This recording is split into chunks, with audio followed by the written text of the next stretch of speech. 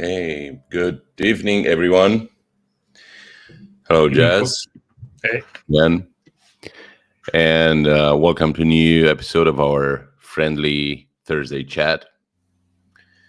I just brewed myself this very um, concentrated black tea. Um, Hopefully, I'll be able to sleep tonight. If not, I'll just blame it on Trump, and we'll probably be okay with that. And I was just thinking that every single week, Trump is the topic. Whatever happens, there must be something going on about Trump. There must be some news. And to be honest, I can't wait to for the elections to come, so we can just start talking about Trump again after that for another 4 years. Uh, and I was, This is an interesting thing.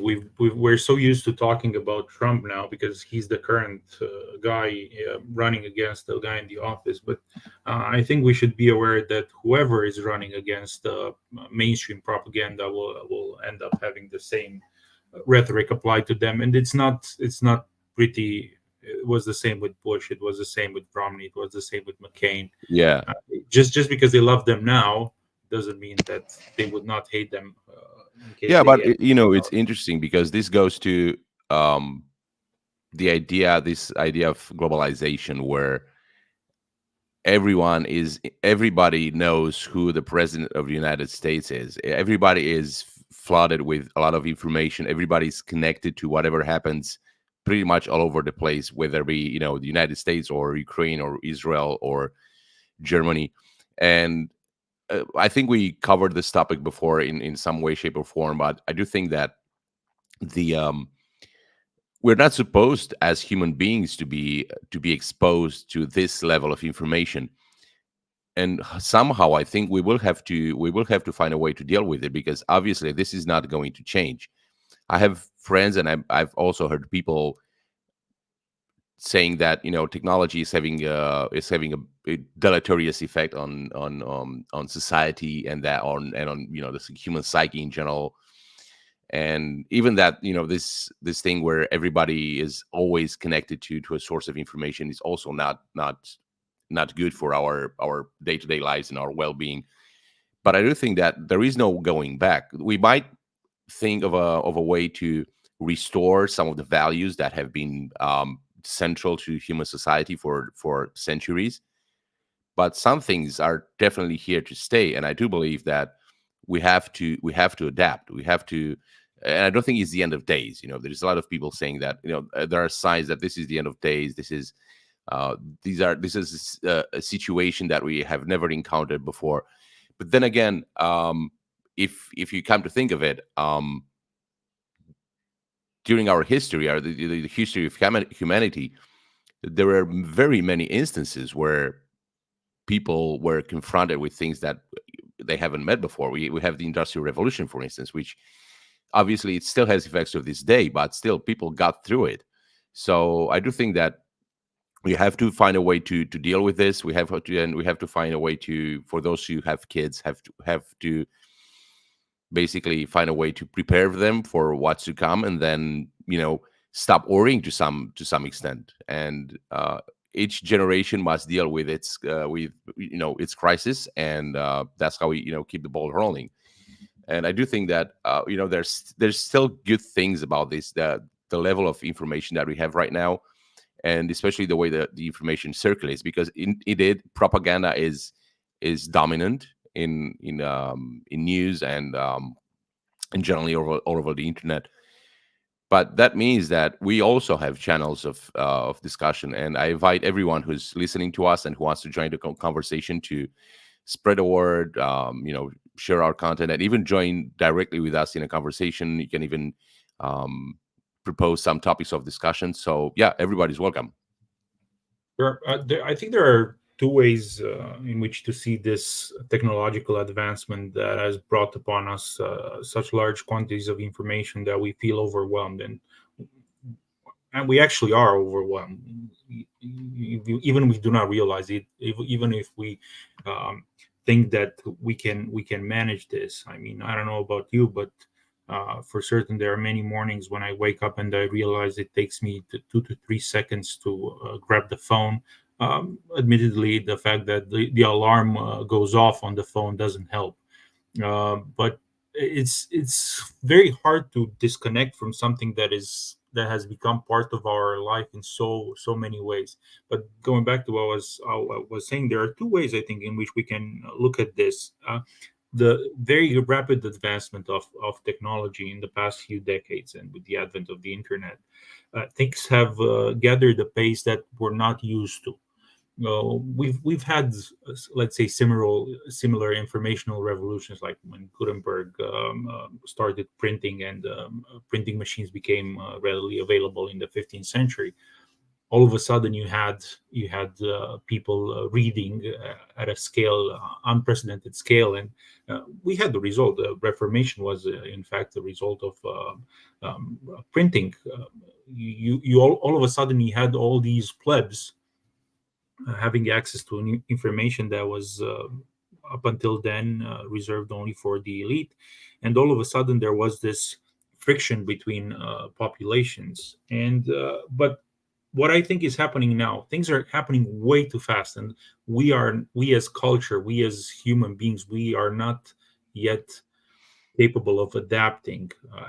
I'm aware this is a conversation to be had with maybe a child psychologist or maybe a neuroscientist that can explain the influence of technology on our brains and how we cannot cope with the amounts of information we're having, on what type of stimuli we're used to and how we're not used to Well, receiving. I don't even think you need a child psychologist or a whatever expert on any topic, because you can just walk outside and see people walking down the street with their noses up, on their in their phones. So it's No, I mean to go in depth to see what kind of oh yeah, sure. effects it has on the brain, the way our brains are shaped in a way we haven't seen before in the development of humankind. On the They're other probably hand, being smooth, actually. yeah, let's go skiing on our brains. On the other hand, I'm thinking, whenever I think about the internet and how propaganda works. You were mentioning that we too have access to information, and we have access to means of communicating information. Not only consuming, ingesting information, we can also put out information. And I keep remembering a historical fact I read quite a while back about the development of the longbow in England. And I remember how it was portrayed that the elites, the lords, the nobles of that time were very, very annoyed with this development, because all of a sudden, the peasants, anybody actually could train and become a good archer in the span of a very short period of time, especially in those times when you encountered the same person maybe every other few years. And all of a sudden, you had the peasant from rural Yorkshire being able to snipe down, to use the modern lingo, a nobleman on his horse from 600 yards. And that was unexpected. And I remember reading how infuriated the noblemen were with the technological development, because that's what the English longbow was, in fact. And it's interesting to see the reaction the elite nowadays has when talking about information and access to information. And on one hand, they are using it to disseminate propaganda. On the other hand, they are annoyed because too many people have access to information on their own, and it's like, oh, you should not be able to read so much on your own and find out about things that we did not tell you about. So in a way, it's very different. On the other hand, is very similar to what we had before, and the elites will always find ways of pretending they want what's best for us, and in the end, all they do is want control. And I think that about sums up my view on the internet. I will say this though. You brought up the the invention of the longbow, and I think I think we could just go a little bit deeper into this, because it speaks a lot to what the elites used to be, and how society was, um, I would say, it's not divided, it's more distributed. Okay, so, or how the roles of in society were distributed. And I do think that to some extent there is something something here where you could make a very conservative, maybe even monarchical argument for people having roles, and very well established roles, even by classes, even speaking in terms of classes, where each class very well understands its role and respects the other classes, up and down, no matter the no matter the direction. So the respect must go both ways. But it is indeed true that, I mean, look at Gutenberg. The I mean, the invention of the printing press, just it's there one of the elements that favorized the Reformation, and all that. And if you come to think of it, before that we had the way religion filtered through to the lower classes, so to speak. And I don't mean that as a pejorative term in any way.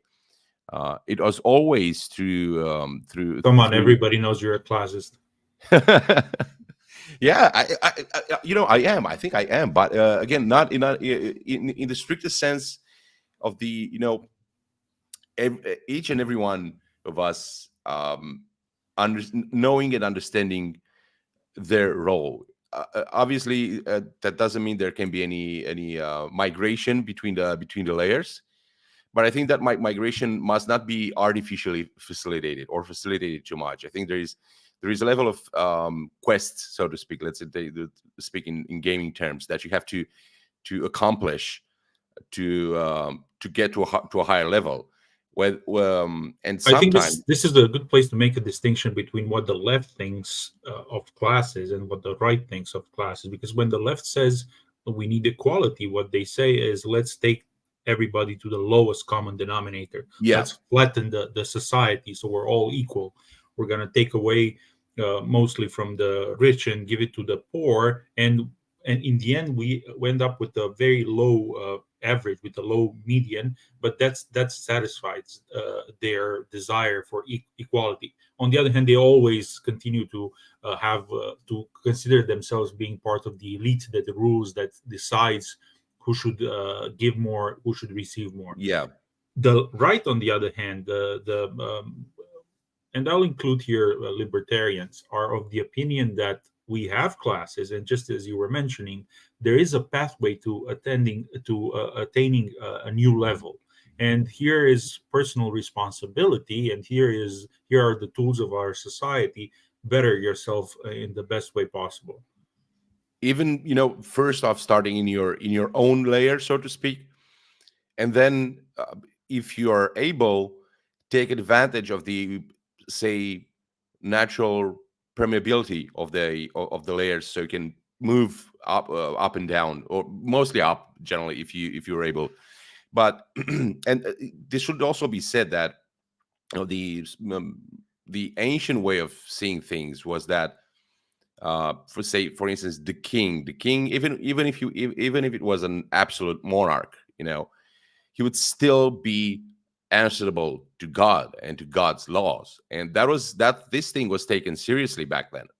Right, today, and I think this is one of the issues, because the state has effectively replaced God. And what were once very clear rules of behavior in society, and in even, rules, even, inside a family, and were rules clearly established, tested, and transmitted through the generations.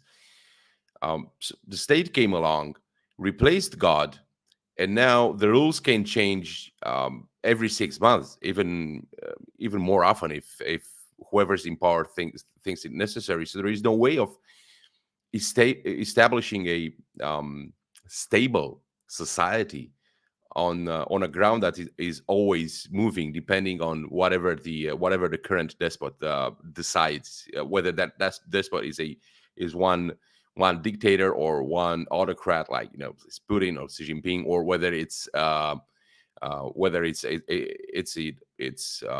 parliamentary in shape. So again, I do think that there is something worth investigating in history, in the way they used to do things, because the way we were taught history was that there were these crazy monarchs that were just uh, disposing at their will of the lives of their subjects, and without any regard for law or morals, and none of that is actually true. And it must be I would also, and with this I'll just let you go on to the first topic. um, it must be noted this very interesting aspect about which I think it was probably in some way valid in all European monarchies, but I remember it being valid in the English monarchy, where there was the monarch was actually two persons. So it was the actual physical person of the monarch, and then it was the crown, the institution, the monarchical institution. And that is why you hear many times in English history, and I think it's again in the history of other countries as well, that someone would kill the king to save the king. And we have a mock-up of that, a mockery of that in today's institutions, because even today, you still separate the president, for instance, from the presidential institution. But right now, so what I'm trying to say is that what we did, nothing that we did in the last 200 years is actually novel. None of it. It's just a warping of values and of structures that we already had, um, with the key difference that if those structures all had some level of transcendental level above them, namely God, most of the times, especially in Europe, since the 1789 revolution in France, we gave that up. We gave that upper level that we are all striving to attain, or referring to, or looking at while we're making decisions. And I think Interesting that, enough, in the French during the French Revolution, if you follow the timeline of the French Revolution, you might be surprised to find out that even after a few years, even in it was 1792, I think, the revolutionaries were still in favor of a monarchy. It took a yeah, while until they realized they had demonized the monarchy to such a degree, and with the death of the legal execution. assassination, the revolutionary assassination via execution of Louis the 16th and his wife. They realized they put the monarchy in such a bad place. It would be foolish for them to pretend France could continue as a monarchy. Yet, deep down, they knew they needed a class system. They knew they needed an authority figure, because otherwise, this whole idea where everybody can be anything or everything will eventually lead to such a chaos that Yeah. yeah. And And still, again, because you mentioned the left itself spawned its own class system. The oh, experts absolutely. that so the classes are still there, and they're more abusive and patronizing than ever. They're still there. They're still doing again worse things they were doing before. There is no, not even a modicum of modesty or of humility in them, or of true moral compass. So again, we still have an aristocracy. We still have classes. The experts, these are the new. They're supposed to be the new aristocracy, and I think royalty would be the political class. I remembered, as you were talking about monarchy, and I was thinking about Stephen. I think he was the grandson of William the Conqueror in the 11th century and early 12th century, and he became king, and immediately the English, the newly created English kingdom fell into anarchy, because this whole idea where everybody, just because they have royal blood, they can become king, or they can succeed as being a king, especially living in the shadow of his grandfather, if Yeah. I'm correct, meant that this whole idea that I am entitled because of whatever reasons, and we can see entitlement nowadays gaining such traction in every aspect of life.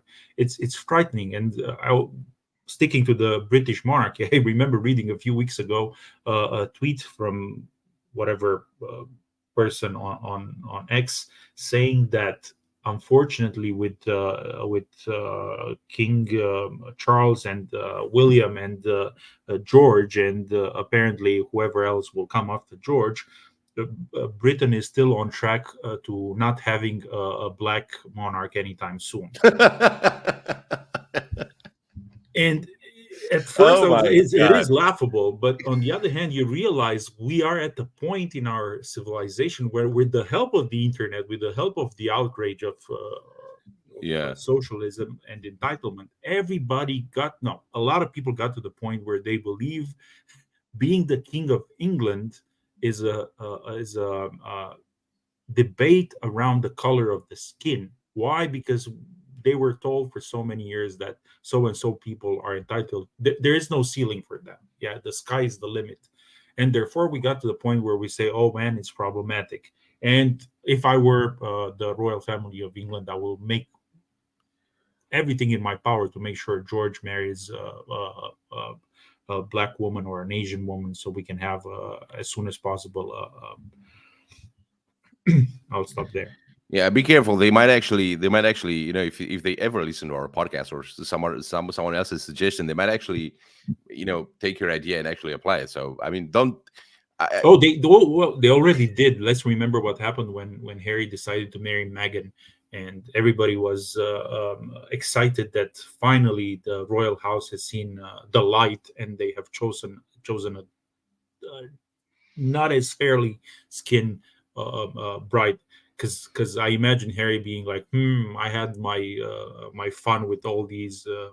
Again, I'll for the sake of decency, I'll say women, and all of a sudden this one that I chose to be my wife I chose her because of the color of her skin, yet it did not stop them from pretending it was all about skin.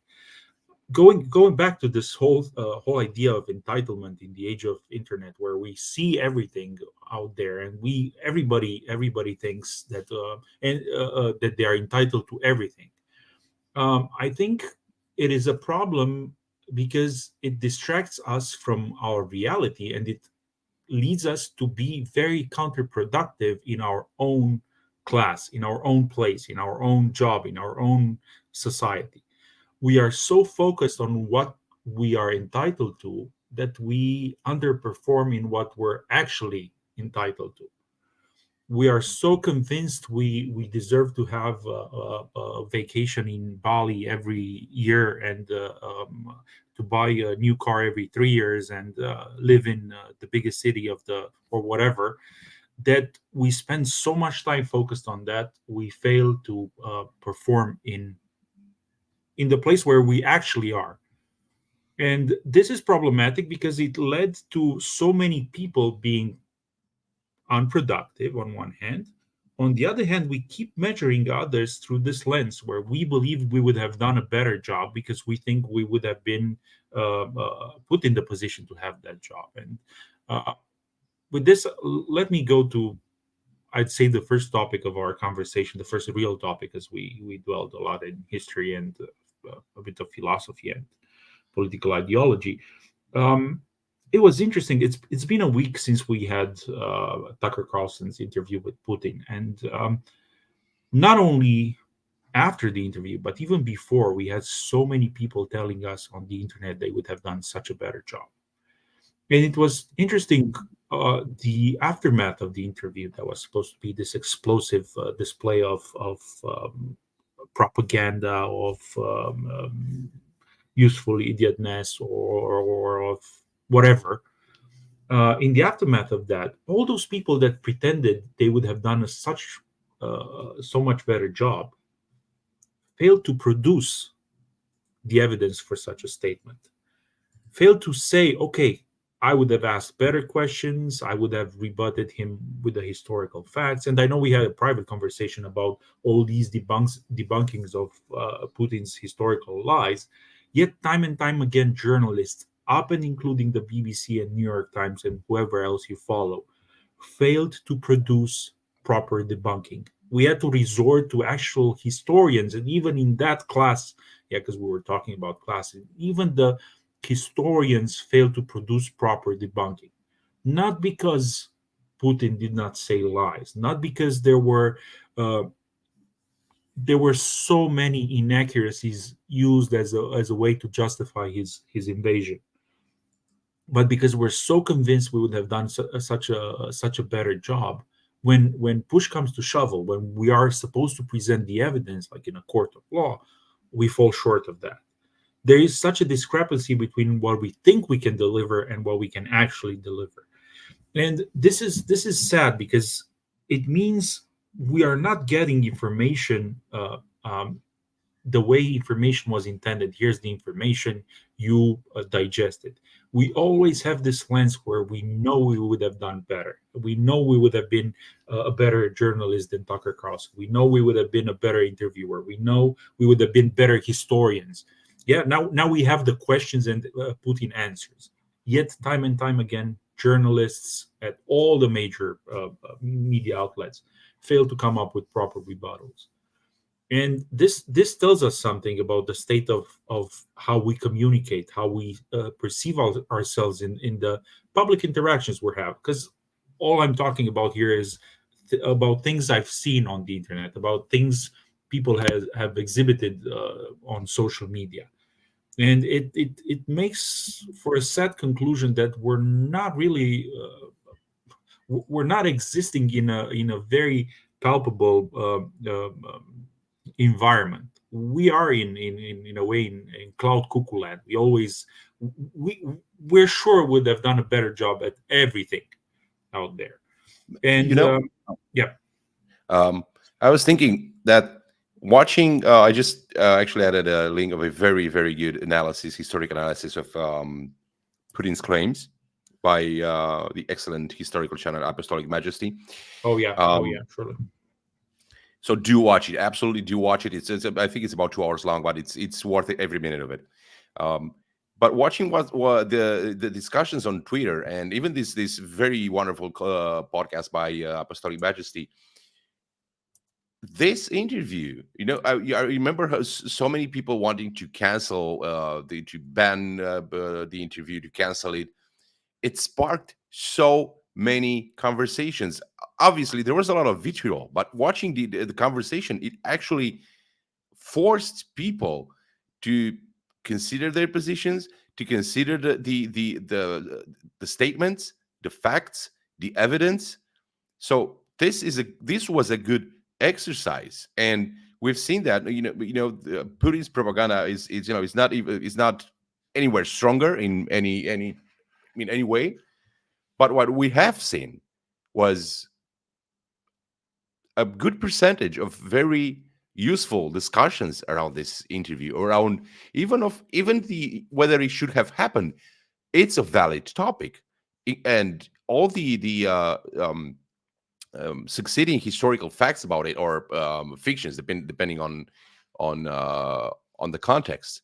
Those were important. It's important that they actually reach the public, and that the public is having a conversation. So there was this positive outcome of people actually joining a some of them was very civilized conversation about this.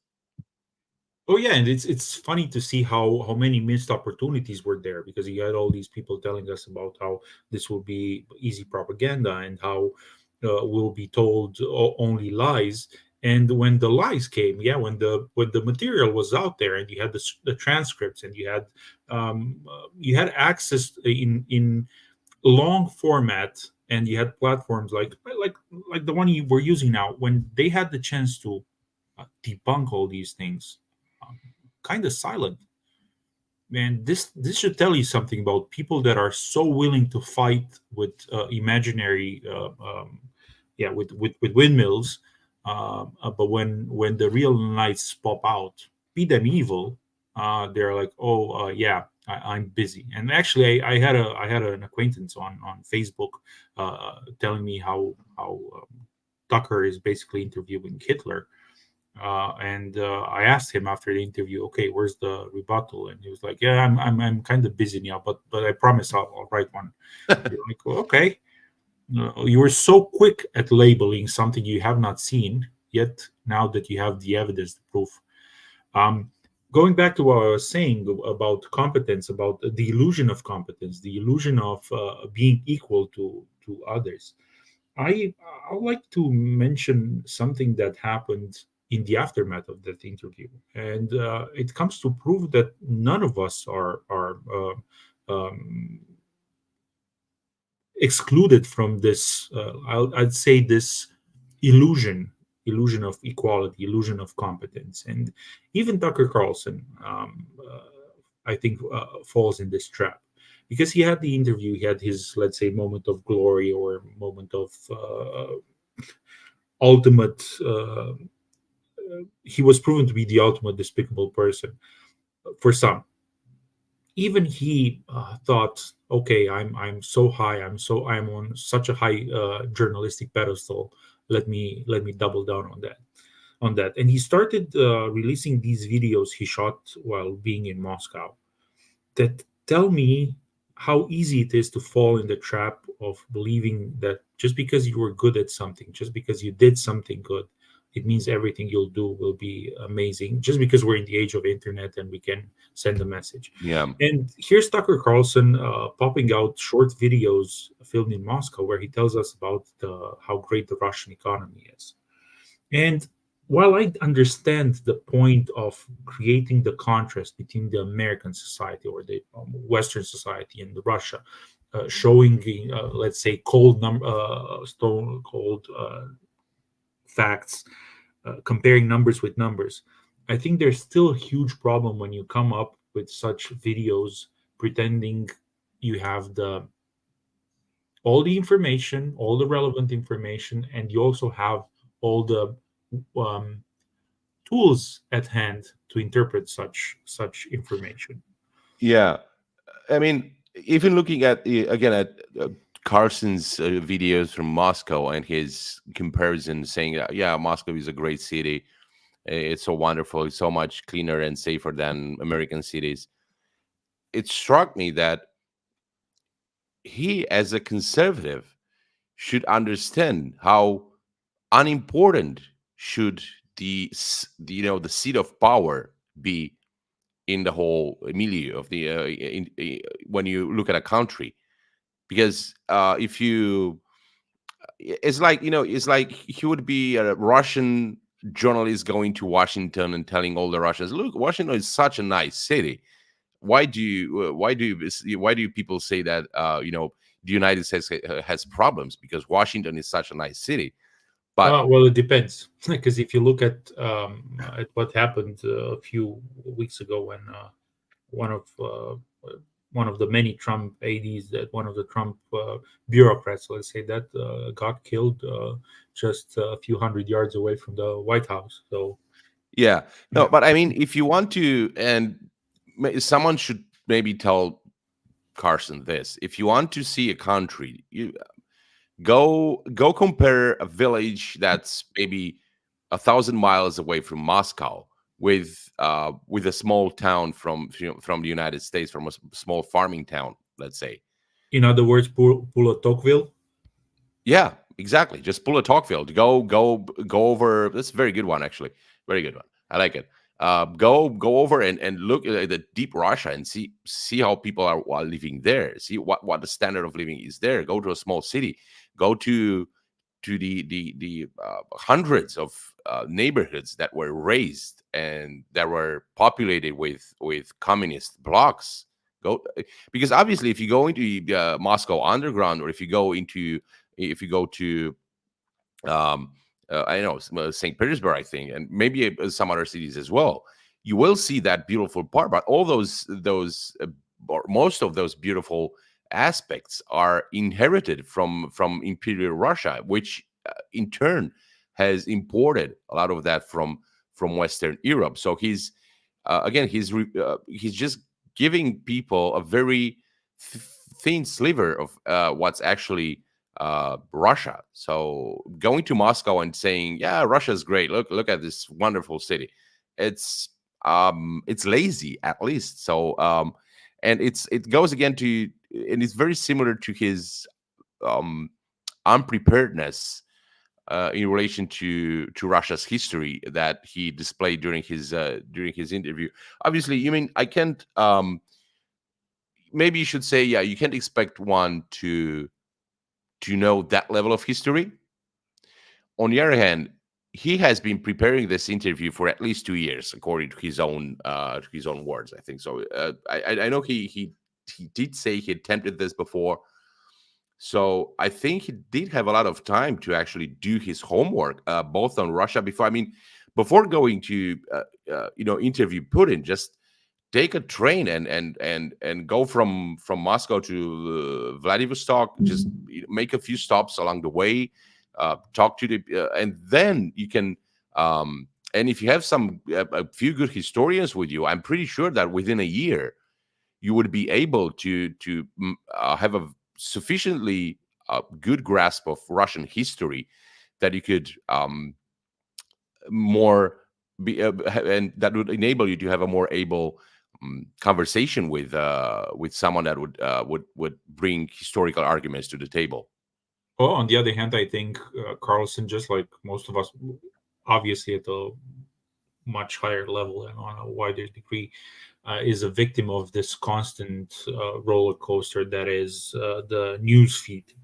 The need to deliver news on a constant basis makes it almost impossible to take a break, embark on a hiatus, a sabbatical, just like you said, go to Russian, or even you were saying take a historian with you. You can just take their books. On the other hand, I remember looking for this. Stephen Kotkin wrote 12 books on Russia. Yeah. Where do you start? How many of them do you read? On the other hand, do you read them, or do you have somebody else doing the reading for you? On the other hand, what's the purpose of the interview? Because I said this time and time again. This was an interview. This was not a debate. This was not a podcast. This was not Obviously, yeah. a talk show. So imagine, remember, Putin says in the debut of the interview that he will have. He tells Carson, "Have patience with me. This will last 30 seconds." And it lasts more than 30 minutes. Yeah, so, Yeah, I mean, it comes to show that just because there were a few interventions on Tucker's side, and those prolonged that historical moment to such a degree that it became, for a lot of people, it became very boring. So I think Carson was not there to rebut or to show Putin how versed he is in history of Russia. Not that it right, would but have mattered a lot, what because I'm saying is that I'm not saying he should have stopped Putin every single minute and contradict him on every single historical statement of Putin's, because I mean, and most of them were, as Apostolic Majesties put it, it was mostly that most of it was interpretation, especially as it was concerned to Russia's history up to the 19th, up to the 20th century. a very nuanced one. And let's not forget, it was Putin was talking in Russian, and you had the translation, and you had the Tucker that had to listen to the translation, Yeah, simultaneous translation. yeah. It's kind of hard to rebut that. Yeah, what he could have. I mean, I'm not saying he should have stopped him for every single argument that he made. What he could have done was pick one or two statements and try to explore a little deeper. And I think he could have done that if he would have, he would have made his homework, so to speak.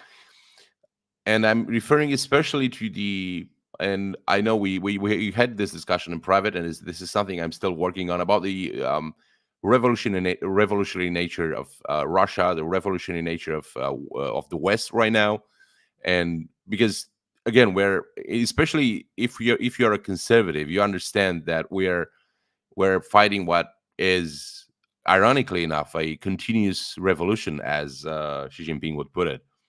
So again, I'm not sure. I'm not sure that Carson understands the wider or the deeper ramifications of he's so concentrated, so focused on what is happening right now, that he's basically looking at the tip of the iceberg, but he's mostly missing the most of the iceberg that is below.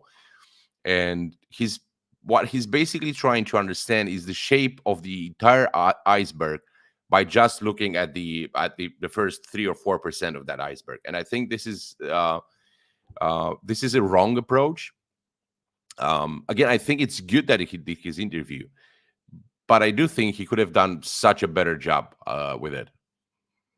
I think you're falling in the same trap as many others, believing he could have done. I don't think he could have done a better job. I mean, it would have been almost impossible. Why am I saying this? Again, going back to what I was saying earlier, even with the answers already on paper, a lot of historians had, and you mentioned apostolic majesty. How many times does the guy mention the fact that it's very nuanced and it's not really a lie, it's a white lie, it's a reinterpretation of history? Imagine how good you have to be, how in command of history you have to be, Russian history, to be able to do that, and be also the kind of journalist that has enough let's say media coverage and media popularity to be able to score such an interview, and to be able to convince Putin that you're not going to go there and make a fool out of him, or even Yeah, I mean, endanger the relationships. to I think there are Carson, too many things to take into yeah, consideration when obviously, I mean, saying to he could Carson's have done a better credit, job.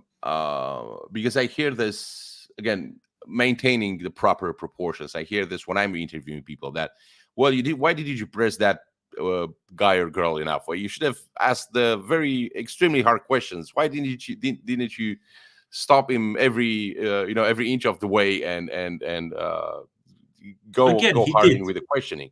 He And did. and he did. And on the other hand,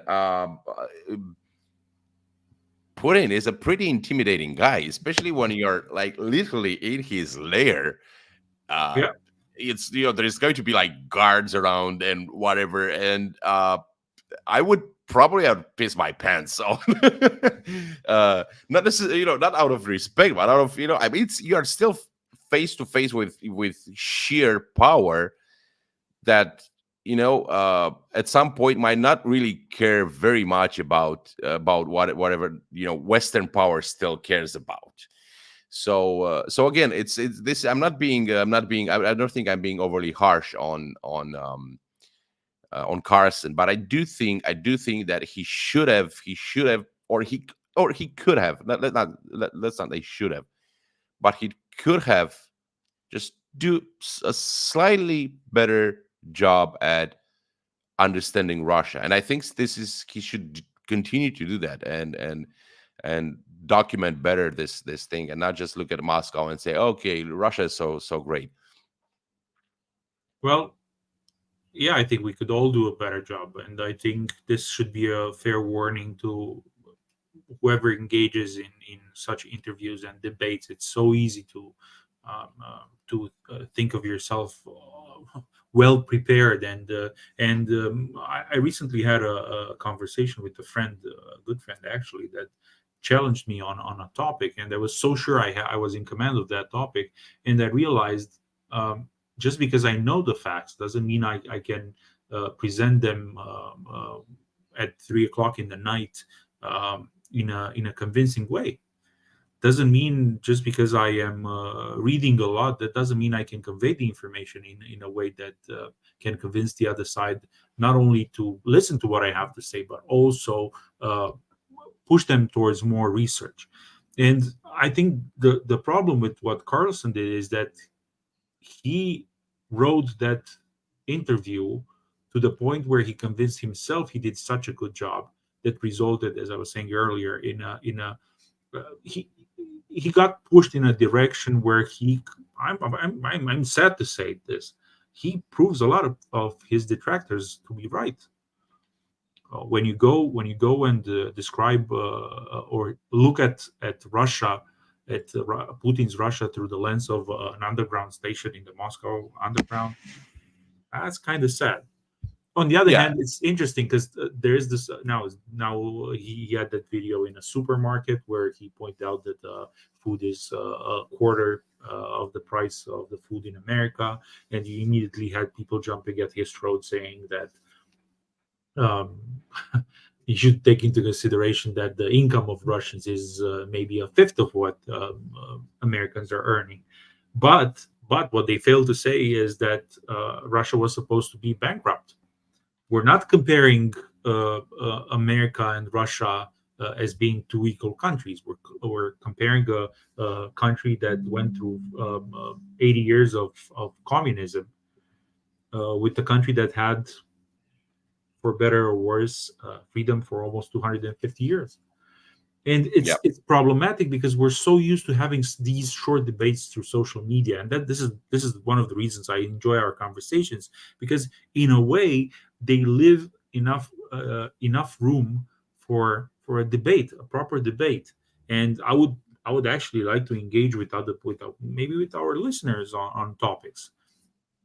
Bring up your point, bring out counter arguments, but let's not believe just because we had a good interview by my standards with Putin, or a mediocre one by your standards, or a horrible one by other people's standards, that doesn't mean we're capable of writing any topic and becoming an expert. This illusion that uh, we're entitled to have an opinion on everything and everybody should listen to what we have to say is very, very dangerous in this age of the internet, I think. I mean, we are entitled to have it. We are not entitled to being listened to, obviously.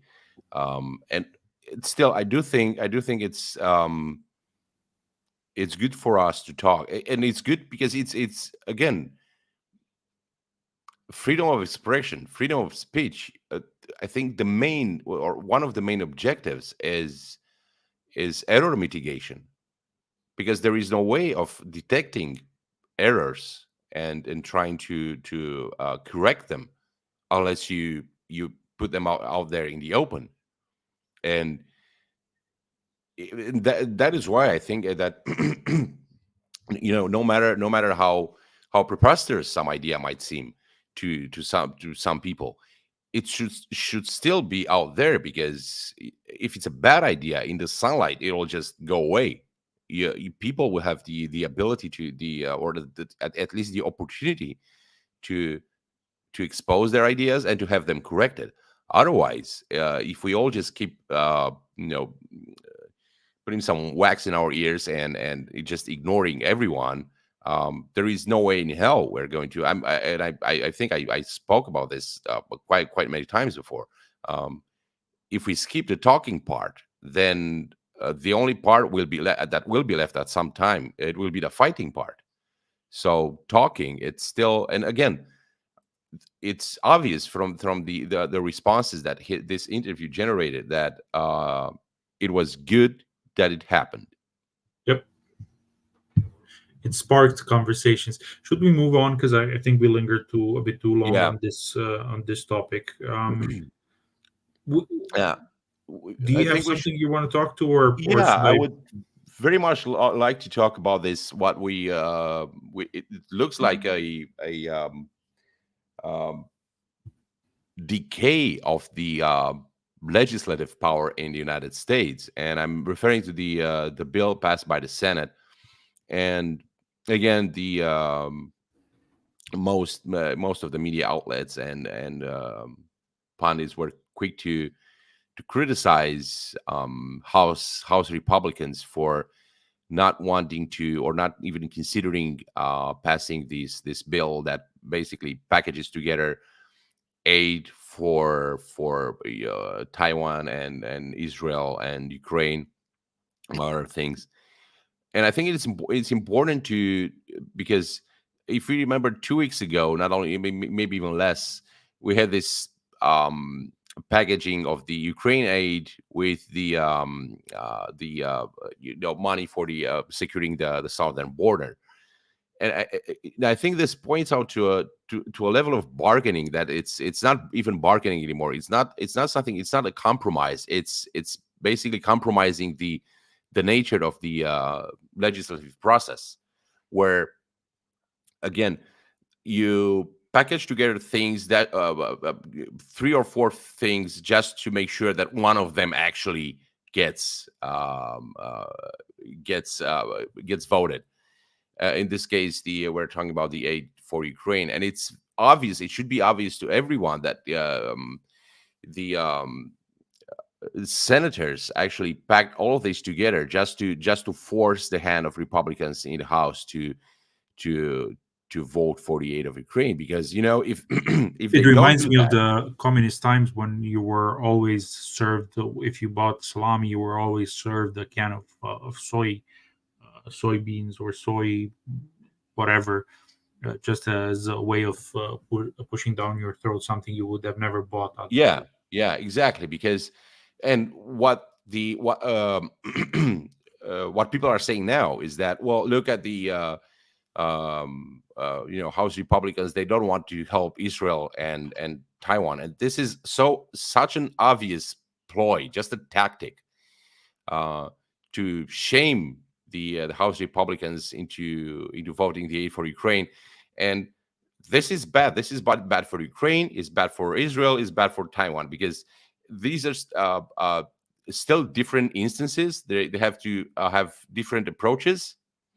Um, and just again, it's something that should be a very level-headed debate, a very with very careful consideration, that was turned into you know basically a blackmail package, saying that, well, if you won't vote for to aid Ukraine, then you would automatically not vote for aiding Taiwan, which is crazy. It's I mean um it's a level of playing with the fate of the entire world, just for the sake of political wrangling. So again, I do hope that this goes away, because again, it indicates a level of decay in how the legislative process works in the United States, where basically everybody's blackmailing everyone,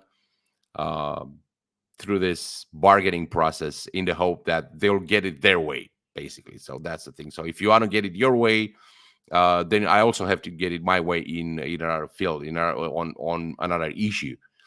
And I do believe this is a very bad practice. It's a very bad idea. It's bad for America. It's bad for everyone involved. And there is no real debate. There is no real level-headed consideration of the facts. It's just political wrangling. And I'm sorry to say this, but it has been the way the Republicans acted. I wanted to say the ones that we perceive as being our natural allies, representatives. The way they acted was shameful, because it proved they are more interested in the political wrangling than in the outcome, the real outcome of this thing. Which again, the American people are interested in first and foremost solving their issues. And there are people Which out there. Yeah, sorry. of which there are many issues Oh yeah, in the oh United yeah. But States. let's say the major ones, the ones that Yeah, gather the most support when it comes to need to be solved. And I know there are people out there arguing that conflict, avoiding a conflict, a prolonged conflict with Russia, should be the number one priority. But I think it's up to the American people to decide what's their number one priority.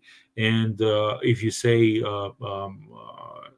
the people are stupid, they shouldn't be let to choose what they want to do.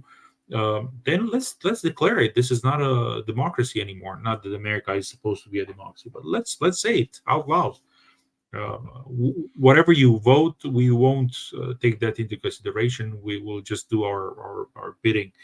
And as I was saying, I am very much disappointed with the Republicans because they are not willing to put up the effort to have a proper, decent fight that would show the American people, hey, we understand.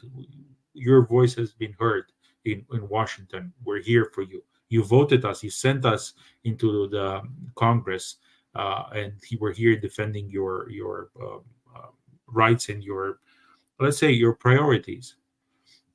On the other hand, you were saying that they are more interested in political wrangling, and as I think what happened yesterday with in the House of the Representatives, with the impeachment of the DHS guy with Mayorkas, it shows that it's all a political show. I don't know if you read the news, but they Yeah. mentioned to impeach him, which is a historical. It is a historical feat because it hasn't been done in I think 170 years, if I'm correct.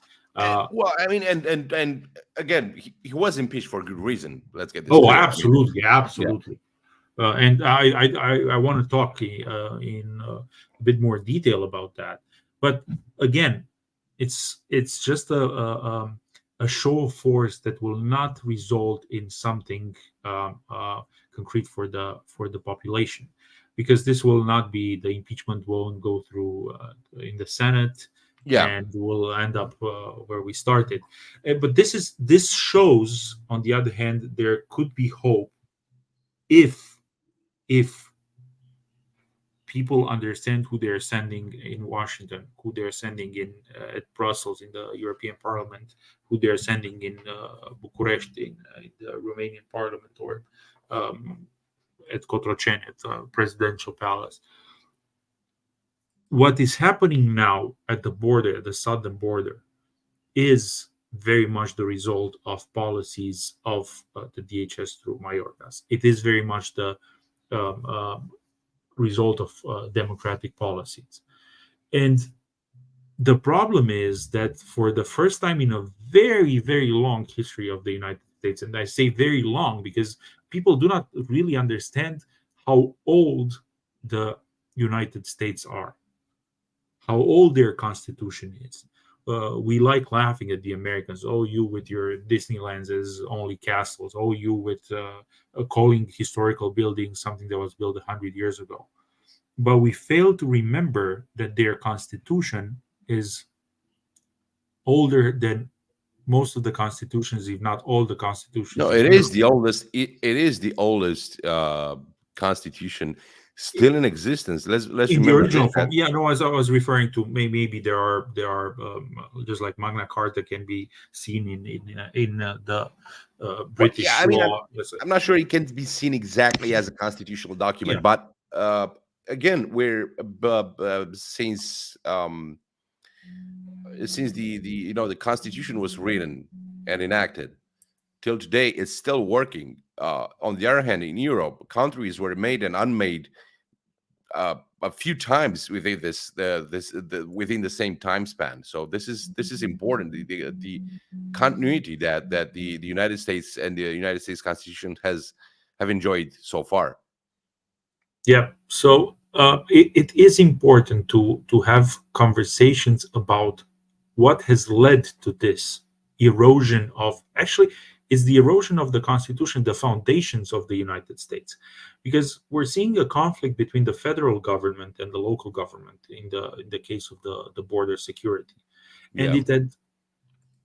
it reached a point where you if you look, and you don't even have to look very much in depth, but you see there is a fundamental conflict that goes to the root of how the United States were founded. This whole idea that the federal government is there to protect all citizens and protect the interests of all citizens without endangering the rights of the states. It's so fundamental, yet we got to a point where you have bureaucrats in Washington not giving a rat's ass about what's happening at the border.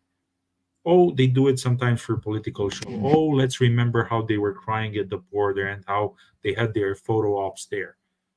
But the reality is, you have a state demanding to be left to deal with a huge, huge problem, being vetoed and being forced into not protecting itself by the federal government. This is hugely problematic. This is an overreach of the federal government that should scare every American citizen. And maybe our listeners, I'm pretty sure most of our listeners are from Romania or from Europe. This should scare us as well, because this very same topic is a point of conflict between states and the European Parliament. Yeah. What we're seeing happening between Washington and Austin, the capital of Texas, the conflict that we see where the federal government is saying, no, you will take in as many migrants as we say, you will keep the borders as open as we say, is very much what is happening in Europe. Is very much what we see when the European Union is telling us you will have to get qualified migrants, and then you'll have to get refugees, and if you want to be part of Right. Schengen, then you'll have to meet certain quotas, and it's so arbitrary. The people, the countries, not even the countries. So imagine going to vote. We're going to have 4 elections this year in Romania. Imagine going to vote for a party that promises to secure the borders, or let's say not. How should I put it to sound as correct as possible? On the other hand, as precise as possible. Not dilute the population. And when I'm not talking here about ethnicity, I'm talking about local population, local culture, local language, the future of our country. And when you have politicians being voted in office that have absolutely no power to decide, just because some bureaucrats can at any moment at their whim decide, no, you will do what we say, Well, that's not democracy. yeah, and I don't think that, and that's the thing. Politicians don't actually want to make decisions, or if they want to make decisions, they want to make it look like they didn't make those decisions, unless it's a very popular decision.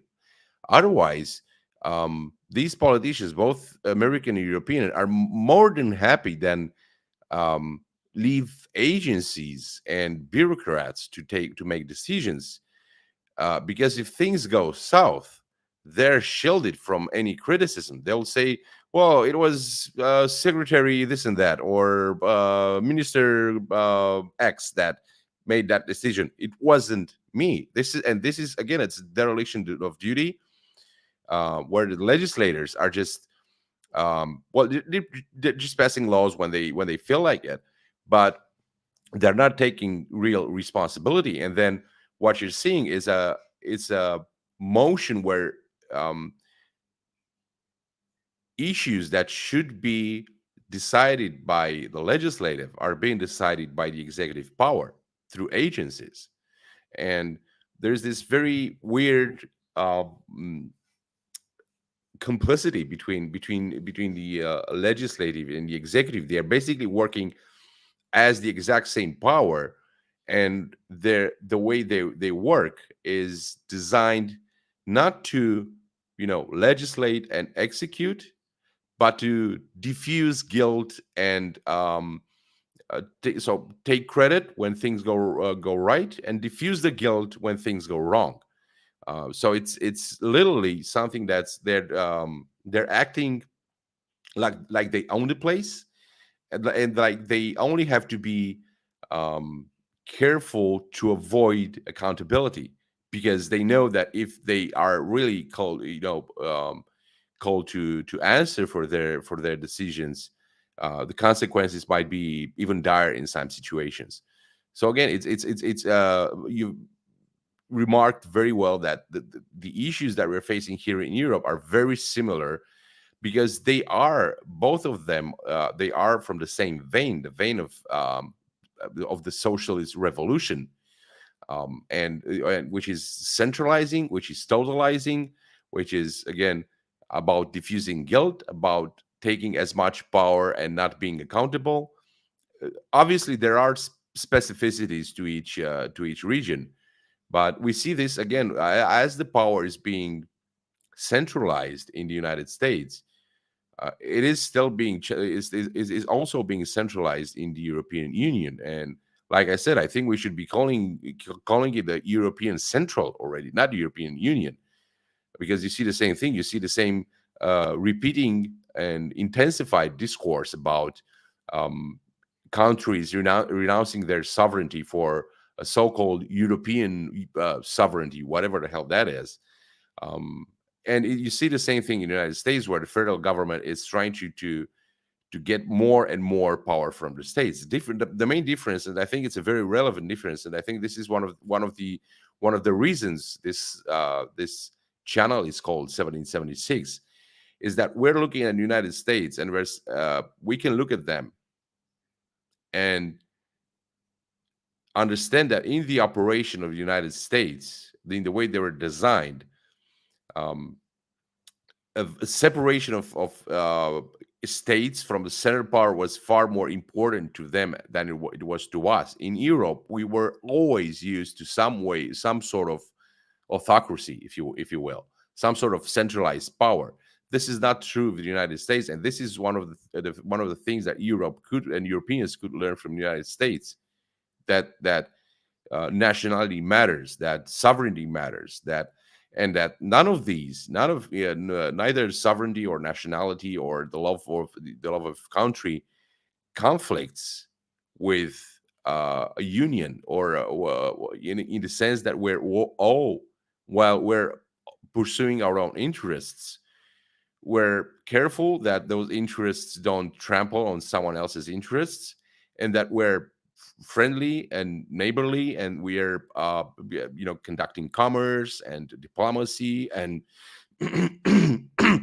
sorry, and by respecting each other's cultures, we're exchanging cultural values in a meaningful manner without actually trampling again on values of some other countries or groups. Ironically, it's what it's what the left has been quote unquote trying to do through by all these messages about cultural appropriation. This is what the European Union is trying to do right now, and what the United States are trying to do right now to some extent, or I should say the Washington is trying to do right now. It's again do this thing where they level everything. They just bring everything to the same level.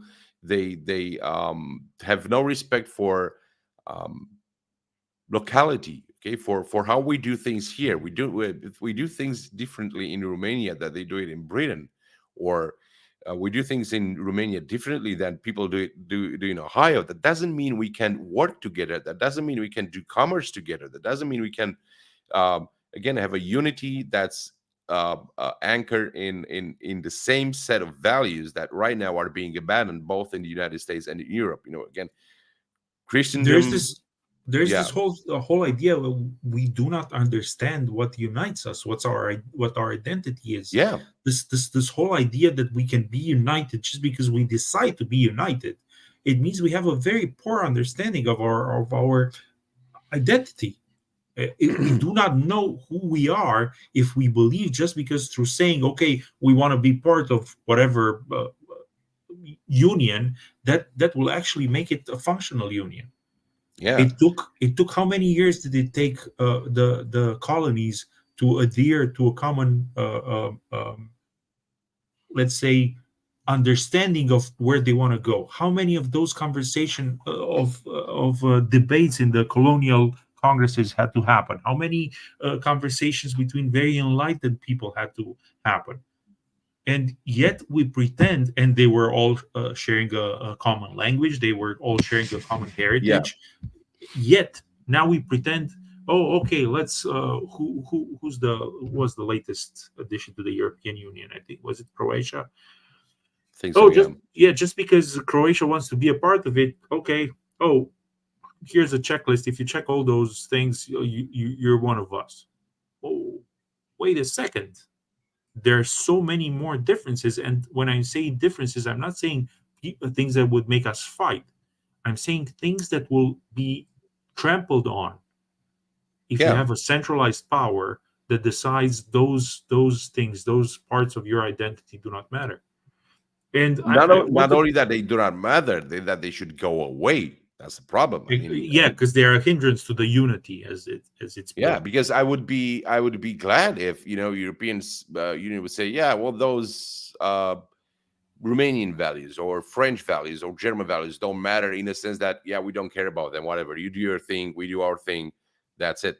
But the problem is that they want many of these just gone, and or if they don't want them gone, the result of their actions in trying to create this, just to quote Prime Minister, yes, Prime Minister, this pig's breakfast, where everything is just mushed together, just for the sake of some utopian union. It's just crazy to think that they don't understand the issues. Although I'm pretty sure that most of them do understand that what at stake, and that there is an active um, intention to do away with the specificity of all countries, and to just bring everyone to the same denominator, very much in a communistic way. Oh, and it's interesting because while they tell us we should renounce our identities that make it hard to be a union, they keep importing and forcing us importing new values for the sake of so-called diversity. And Yeah. it's frightening. It's in the same sentence they are telling you, "Hey, do not be like this because you're hindering the unity." On the other hand, they say, "Be as diverse as we say you should be because that's what unity means." That's what the And more perfect union to say. yeah, and we will decide which are the elements of said diversification. We should say, you should know, these are, you should be diverse in this way that is being concocted by some bureaucrat in Brussels or Washington. And it strikes Oh, me again, I might sound like a broken record, but the main unifying factor, both in Europe and the United States, is Christianity. That was that was the thing that you could say, yeah, if you are British or Romanian, or some guy from Ohio or Nebraska or Sweden, you would still be able to talk to each other by referencing this one precious thing that we have, which is Christianity. We'd still be able to recognize each other as being from the same tribe, so to speak. That was again the main unifying, and it still is, although it's being it's being pushed away. Christianity is the main unifying factor for both Europeans and Americans. I'd say let's call it from the same vine to stick to the Christian Yeah, tradition. yeah, exactly. It's the same vine. Yeah, that. Yep, yep. But I'd like to add that this is not something that goes only for the super state, something for the that refers only to bureaucrats in Brussels. The same can happen in a way at a more local level, and it's interesting to see the case of Britain as a warning sign for Romania as well, because it's so easy to end up with such a situation where the people in Bucharest do not really care about what the voters have to say. And it's been the case for so many years now, but it can become very, very obvious when you vote something and they do the opposite by saying it out loud. No, it's for your own good. And we've seen what happened in Britain, where the population voted for Brexit, and they voted for Brexit mainly because of the immigration and the imposition of absurd laws from the European Union, from the centralized power. And they voted for a party that led them out of the European Union. Yet somehow the conservatives, after securing another term in office, another 4 years in control, they ignored completely what the population voted them in office for. Yeah. And it's frightening because yeah, we were talking earlier about the comparison between what's happening in Texas versus the federal state in Washington, and what's happening in Europe versus the Brussels bureaucrats.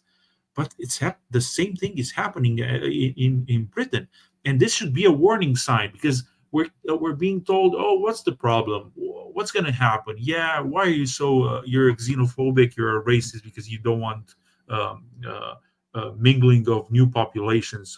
Why don't you want diversity? Why don't you want to renew your values in a way that, let's say, bring them to the 21st century? We're seeing what's happening in Britain. And I don't know if we have listeners from Britain. I'm always trying to be aware that it's so easy to see things through the lens of media, of news. But the statistics, I think, do not lie. And the reality is that Britain is the best experiment with the, I mean, or maybe the worst experiment, let's say, of what happens when the government doesn't care about its population, and it enacts legislations, or it allows for things to happen in a way that goes directly against the good of the people. If you look now at what has happened in Britain after so many years of uncontrolled immigration, you can see how little Britain resembles what it was 40 years ago, let alone 100 years ago. And when I say what it was, I'm not saying economically, because it's there. So this is such a small parenthesis. This is such an idiotic argument. Oh, it's so much better now than it was 30 years ago. Therefore, we're on the right path. Are we though? Just because we afford the new iPhone every 2 years or every year, just because we can eat up Yeah, I until mean, our arteries pop? no, you brought up a good point, because this goes to the situation that the black population is now in the United States, where um, they economically they are better than they were, say, in the 40s, but their families are destroyed. You have like what, 75% of black kids being born in a fatherless family, um, and there are a lot of black people who say, look, especially, I mean, older ones that actually lived throughout those days in the 40s, that and they say, well, look, we were poorer back then, but we were happier. Our families were whole. We had fathers, we had mothers. There was this sense of harmony. Although, yeah, I mean, life was hard, but life was hard for people for hundreds, thousands of years, and still, it's it's that, where do you decide whether you are poor or just not satisfied with what you already have? Because I think in many ways in the United States, and not only United States, even in Romania to some extent, especially in the cities right now, people are very unhappy, and they're not poor at all. So again, I do think that the economy matters a lot, but it also but it's more important to have a fulfilling life. Obviously, you can't have a fulfilling life if you are just scavenging for food, but there is a point where the government will just promise a lot of money and subsidies to people, but when you do that, is that doesn't come for free. None of those money come for free. And now we're seeing, and not only the black people in the United States, but we see a lot of people in other countries which have sold their liberty and their tranquility for subsidies, for being given some more money. So again, and this is one of the one of the, I think, one of the main evils that the socialist governments have perpetrated and have visited upon people everywhere. And this is becoming obvious, if you just look at the history of the United States, and you look at at the New Deal, and especially at the again at Lyndon Johnson's Great Society. And we're coming, and it's somewhat irritating to me that we're always coming back to those events or to similar events, because they're so important to understand how we got here. And especially because this is one of the topics I wanted to touch on, but we'll go back to this. Uh, Especially the gun violence epidemic. If you if you follow the thread back to where it leads, it will lead you to the New Deal, to the Great Society, to subsidies, to the dissolution of the black family and of the families in general in the United States. It's just a few hours ago, President Biden came out riding the outrage after what happened in Missouri in the I don't know if you know the celebration for the victory in the Yeah, Super Bowl for Kansas Chiefs ended with a guy popping out weapons and shooting people. Some of them died, unfortunately. And obviously, President Biden came out and said, "Oh, this is a tragedy. We need more gun control." He literally said that. Let me search for the tweet because it shows how they're not even hiding. They're not even trying to hide that they have an agenda. When you say out loud, "Oh, people died, therefore I'm gonna use that as an excuse to," uh, yeah, it should frighten. I mean, yeah. Look, it says here, yesterday's events in Kansas City, quoting, should move us into action. Yeah, it happened. The bad thing happened. Let's take action. How many more families need to be torn apart? Emotional appeal. It's time yeah. for And Congress again, to finally act to ban assault weapons, limit high ban. Yeah, this and again this takes me back, and that's what I'm saying. It's important to go back to those events. This takes me back to FDR, who was saying, "Yeah, we have to take action. We have to take action now." This is in essence, this is the revolutionary mind that always takes action. And I'm not saying this. I'm not saying that Biden's statements should be excused by this, like there's some sort of just sort of a revolutionary aberration. But well, he means well. He's being too rash.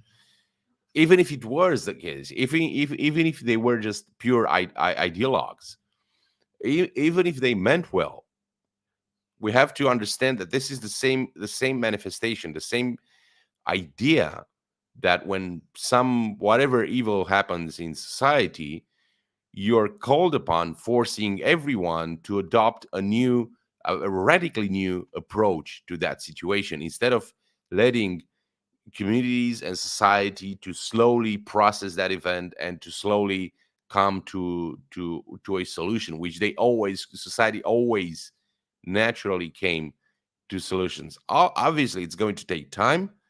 It's going to take a lot of work and sometimes suffering, but it will deliver results, and it will be out of the volition of the people involved. It will not be, forced from above.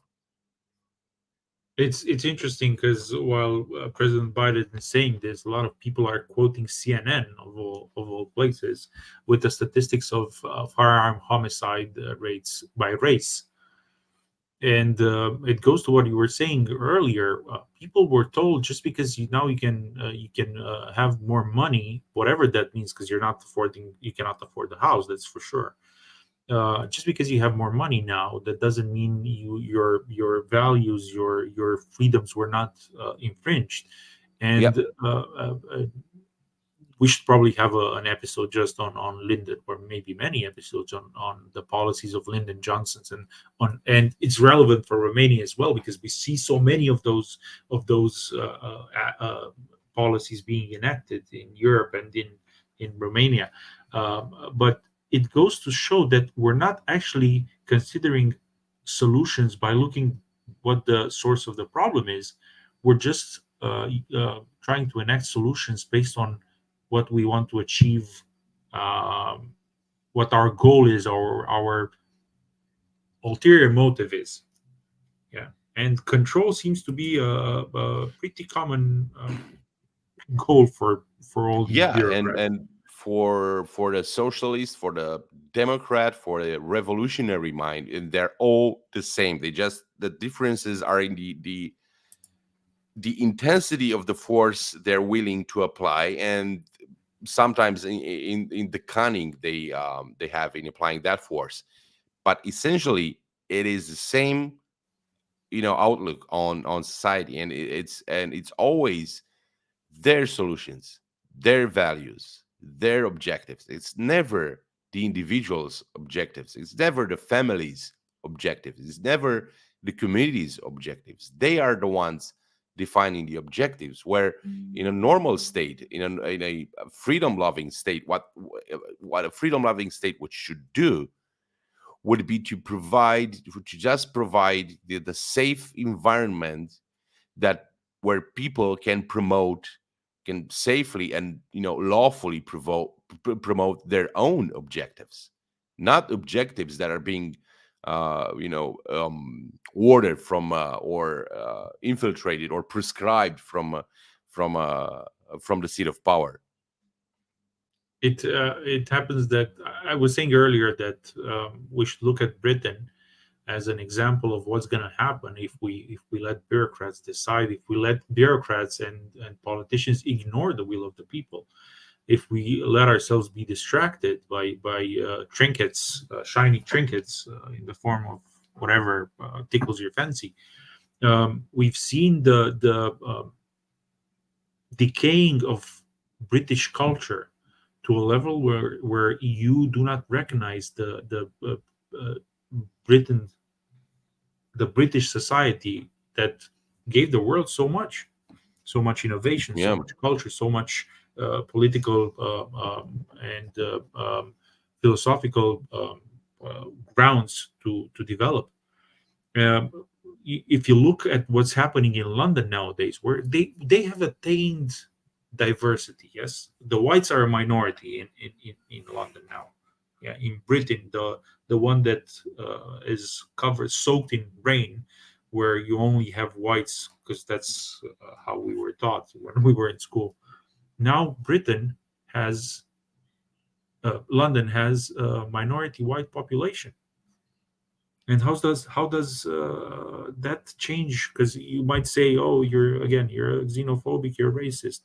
No, I'm not racist for saying that London has the highest crime per capita from among most capitals in Europe.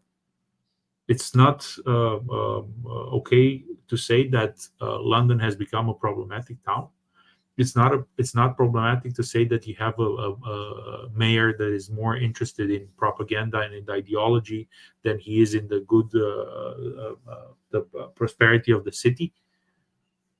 Why is yeah, it and it's important how many I don't know, have you seen the news about the renaming of underground stations? Because Oh yeah, I did, and it was one of those things where my automatic mental cleaner was that I'm just going to ignore that. This is so stupid. I'm just not going to let well, but it. it's not But stupid. I think it's such a small detail if you think about it, but especially for us Romanians, yeah. yeah, Um, so, in short, Sadiq Khan decided that the underground, overground actually, lines of the underground system in London should be renamed. And in doing so, he decided to use this opportunity to infuse it with ideology, because he chose some very special names, he said, for the stations in London. Yeah. Let me go quickly through them. So the first station, there are six new stations that are being renamed. The first one is Lioness, to celebrate the success, the achievements of the England women's soccer team. The second one is Mildmay, to honor the charitable hospital that played a crucial role for caring for the HIV/AIDS patients. Windrush, to commemorate the 800 passengers, the ship that has brought 800 passengers from the Caribbean to live new lives in Britain. Yeah, and so on and so forth. And oh, suffragettes. Yeah, Yeah, that this one, that whole one, that idea. one caught my eye. Yeah. Why on earth would you assign ideological names to um, um, railway stations or Unless you underground have an or abroad? ideological agenda, you know. Unless, and this is because again, it doesn't matter what the name of a station is, but it shows where we're heading. And we used to have that in Romania. Yeah, the underground stations in Bucharest had those names, but even then, the communists did not go to the extreme. Yeah, because most stations did not have communist names. They were named after the whatever factory was around. Because yeah, most people would go to Semănătoarea I think we might station. have had a couple of Of them maybe named for, but even then they were not named. Even if they were named after some communist politician, few they're of them still were. not Few of named. them were. They're not named about an ideology. It's Yeah. that's the thing. Yeah. I mean, even then it was still within acceptable limits. I mean, yeah, we were a communist country. Obviously, we're going to have names of communists plastered all over the place. Yeah. I do think there might have been some, but even those factories with funny names like the uh, the red New Times. yeah, we had the state newspaper was the Spark. Stintea. Yeah. Yeah, the Spark. Yeah, but even those, they're not like overtly ideological. I mean, they obviously point to some crazy ideological communist ideas, but right now, like with the names of these underground stations, or I think was overground, if I'm not mistaken. Uh, it's like literally taking it to the next level. It's showing that what matters is ideology, not the well-being of people. In what way does it change the life of the British people for the good? In London, if they go to the station called suffragettes. And I love the tweets from Louise Perry. She's a British journalist, mentioning that in fact it shows it proves that the ideology of the weak is what's important, because you had all these so-called underprivileged, yeah, the women. Why not name a station in honor of, I don't know, Bobby Charlton? Yeah, a legend of Yeah, the game. No, it had to be the Lionesses because they won a World Cup in a game that yeah. Hear me very few roar. countries played. Yeah, it shows that ideology is more important. And if we are not paying attention, if we are letting these bureaucrats that, again, Sadiq Khan is a mayor, is an administrative figure, is not there for his ideology. He's there, Supposedly. yeah. Well, yet it is the guy that will tell you time and time again we need more diversity. And we've seen London, especially in Britain, over the past few decades, has sown the seeds of diversity. I'm sorry to say they are where they ask to be. I Yeah, was reading about a tweet about a girl that sought asylum because she said she was being persecuted by Hamas, and the next occasion she had, she was at the pro-Palestinian march in London, and she got arrested because she was supporting a terrorist group, and the judge let her go because he too was attending the same rally where she got oh yeah. arrested. Well, And yeah, there's your system, yeah. It's, yeah, and we get into the murky waters of judicial activism, and we should probably have an episode on that alone as well, because it's critical, and it's also taking hold here as well, not only in the United States. In the United States, it takes the more evident and form again because it's so blatantly different from the American way of life and the American way of dealing with judicial problems. But even here, it's starting to become an issue. With having um, uh, judges or people that work with the law that are basically forgetting their place, because we're talking early about classes. You should, when we say about someone knowing his or her place, we are actually talking about this very specific role that someone is cast into in on one hand, and they choose on the other, in society. And if you choose to be a judge, especially if you choose to be a judge, you cannot be an activist. Yeah, this goes to what we were talking in the beginning of this episode about this perspective that we're entitled to have an opinion, but that doesn't mean we're entitled to infuse those opinions in the job we were elected for. Yeah, you're a judge. You are there. You're in that position to impart the law, Yeah, not your ideology, your ideological view on things.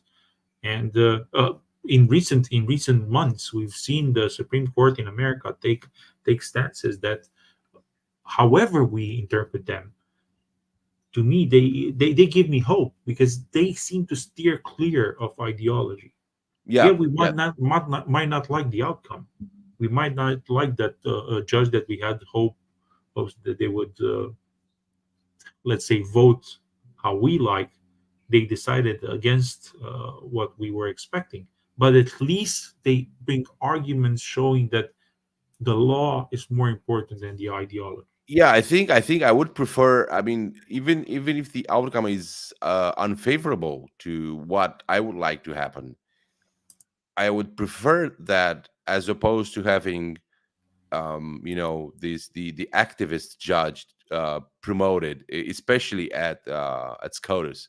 So and again, I think, and with this, I'll probably just wrap it up on my end because I have no more stories for Okay. today.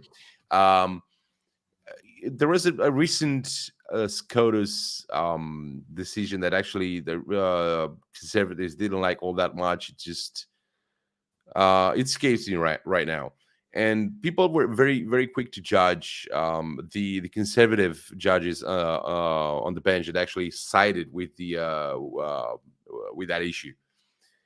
And I would say that sometimes, obviously, you don't know what happened there, but sometimes what happens when a judge, especially in SCOTUS, but not all. I mean, in all situations, when a judge rules, their ruling also depends very much on how the cases were presented or how the cases were built. And if the case were not properly built or properly presented, even if you might be actually right, in the spirit of the law, okay, you might not have made your point well enough, to actually win the case. So people should, I think, should also take this into consideration when talking about decisions, judicial decisions. On that note, I would like to get to the end of this episode, but not before mentioning that if you we let if we choose ideologues, and this is a warning to everybody that's going to go to vote, be it in Romania, in America, or we're going to have European elections as well. Be mindful of ideology being used as a lure for political gain. It's so easy to be duped by ideological sound bites. Of course, Yeah, everybody wants to get rid of poverty. Of course, everybody wants peace. Of course, everybody wants whatever diversity. I don't want diversity. I'm very content with being around people that share my values because we want to build things together. It's very hard to build a house when none of the builders share a language. Um, Beware of ideology. Beware of those politicians that are so present in the social media, especially, and on the news, spewing ideologically charged facts. Yeah, I keep whenever I talk about European bureaucrats, the face of Guy Verhofstadt pops into my head. That guy is nothing but an ideologue. Yet he's considered to be one of the leaders of the European Union. And a bad one at that. Actually, Oh yeah, oh he's yeah. not even that good at it at spewing his ideological nonsense. And I would complete that. I always make difference between having an ideologue. Let's say you have a mayor. Between having an ideologue mayor and a mayor who we in Romania are pretty familiar with that, a mayor who maybe you know dips his hand in the treasury from time to time. Um, if you had no other choices, uh, the less the choice that is not so bad or is not in comparison to the other one is going with the thief as opposed to going with the ideologue, because the thief has very clear objectives, and those objectives, or say somebody's like a mafioso who has like they're just taxing you for protection. At least you know what their objectives are, and the objectives are clearly stated. You're going to pay up and I'm going to protect you to at least from rival gangs or whatever, and well, you pretty much know the terms of the understanding, although that understanding may actually change at any time. On the other hand, the ideologue has no connection to the true ideologue has no connection to actual reality. The reality that they have in their head is nowhere near the reality that any sane person is familiar with. So you'll never ever be able to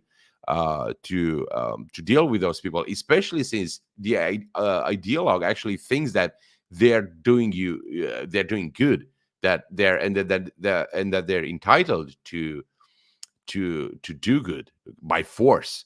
Yeah, Where at least the thief doesn't tell you he steals from you for your own good. He Yeah, tries to hide exactly, the stealing. exactly. I mean, the gang member is gonna say, "Look, pay up, or I'm gonna set fire to your store," and that's it. The relation is very clear. The statement is very clear. The consequences, the options are very clear, and that's that. They're never going to tell you, "Look, I'm just uh, taxing you, or setting fire to your store for your own good." But that's what an ideologue would say. The ideologue, and we see this in the Netherlands right now, in many other places across Europe and in Canada, where ideologues are telling people that not that they will deprive them of the right to use at least a part of their land, of their cattle, the cattle they have, and they're basically For your saying, own no, we're good. For doing your own this for good. your own good. That's the thing. This is the discourse, okay, where we're just taking away your land for your own good. So those are way more dangerous than any gang member or mafioso or whatever. Yeah, I think we should very much be beware of who we're voting, and I keep encouraging people to make notes of what's their goal when they go to elect somebody. What are they looking for in a politician? What do they expect from them? Because it's so easy to be duped, and I'm saying this without pretending I'm not I cannot fall victim to gullibility. I think we should very much know what we believe. We should very much know how our democracies work, and be very mindful of who is offering Of us what. do-gooders. Yeah. Oh yeah. Oh yeah. All right, everyone. Thanks for joining us again, and thanks to everyone who's going to listen to this podcast in the future. We'll continue to do this. We have some ideas about actually expanding and doing more with this podcast, and doing more content in English as well as in Romanian. Again, thank you all. Have a good day or good night wherever you are, and we'll see you next time. Good night. Bye Bye, bye. guys.